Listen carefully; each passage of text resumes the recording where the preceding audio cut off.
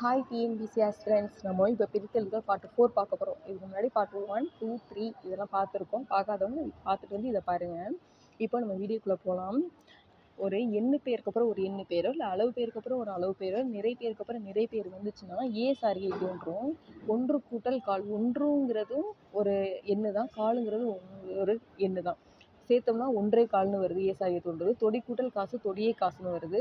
கலன் கூட்டல் பதக்கு கலனே பதக்குன்னு வருது. கால் கூட்டல் காணி காலே காணின்னு வருது. களஞ்சி கூட்டல் குன்றி களஞ்சே குன்றுன்னு வருது. உலக்கு கூட்டல் ஆளாக்கு உலக்கே ஆளாக்கு அப்படின்னு வருது.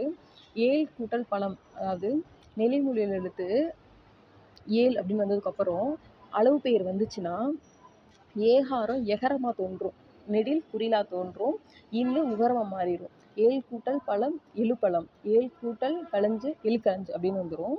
அப்புறம் தாழைப்பூ எலுமிச்சை மரம் ஆவிரவேர் இதெல்லாம் வந்துட்டு வேற்றுமை உருவு. வேற்றுமை புணர்ச்சி வரும் பொழுது சாரியை ஏற்கும் அப்படின்னு சொல்கிறாங்க. தாழை கூட்டல் பூ தாளம் பூ, எலுமிச்சை கூட்டல் மரம் எலுமிச்சை மரம், ஆவிரி கூட்டல் வேர் ஆவிர வேர்னு வருது. அதுக்கப்புறம் புன்னையங்கானல் நெல்லையன் தொடை, அது வந்து அல்வழி புணர்ச்சி, இது வேற்றுமை உருவத்தை ஏற்காது. அப்படிங்கும்பொழுது வருமொழியில் நிலைமொழி எழுத்து அகரம் தோன்றும்.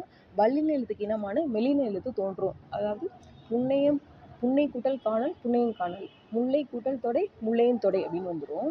அதுக்கப்புறம் யானை பனை திணை, அதோட நிலைமொழியோட லாஸ்ட்டு ஐயின்னு முடிஞ்சு வருமொழி எழுத்து வல்லினமாக இருந்துச்சுன்னா வல்லினம் மிகுந்து வரும், மிகாமலும் வரும், மிகுந்து மிகாமலும் வரும்னு சொல்லியிருக்காங்க.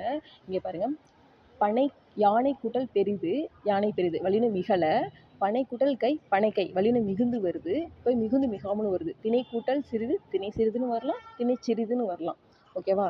அடுத்து 5 அப்படிங்கிற ஒரு எண்ணு பெயருக்கு அப்புறம் நிலைமொழியோட எழுத்து மெல்லெழுத்தாக இருந்துச்சுன்னா அந்த இந்தும் தூவும் கெட்டு மூவாக மாறிடும். 3. 5 கூட்டல் பால்.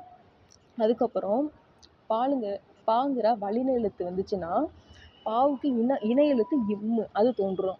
5 கூட்டல் பால் ஐம்பால் அப்படின்னு வந்துடும். 5 கூட்டல் 1000, அது நமக்கு தெரியும் 5000 அப்படின்னு போட்டலாம். 5 கூட்டல் வகை வந்துட்டு இடைநிலத்து, அந்த இடைநிலத்து வந்துச்சுன்னா இந்து தூ கேட்டு அப்படியே போயிடும். 5 கூட்டல் வகை வகை அப்படின்னு வந்துடும். அப்புறம் தன் கூட்டல் நன்மை, அதை வந்துட்டு அடுத்த இதில் இதில் ஒரு கண்டினியூஸ் அடுத்து இருக்குது, அது பார்ட் 5 பார்க்கலாம். அவ்வளோதான்.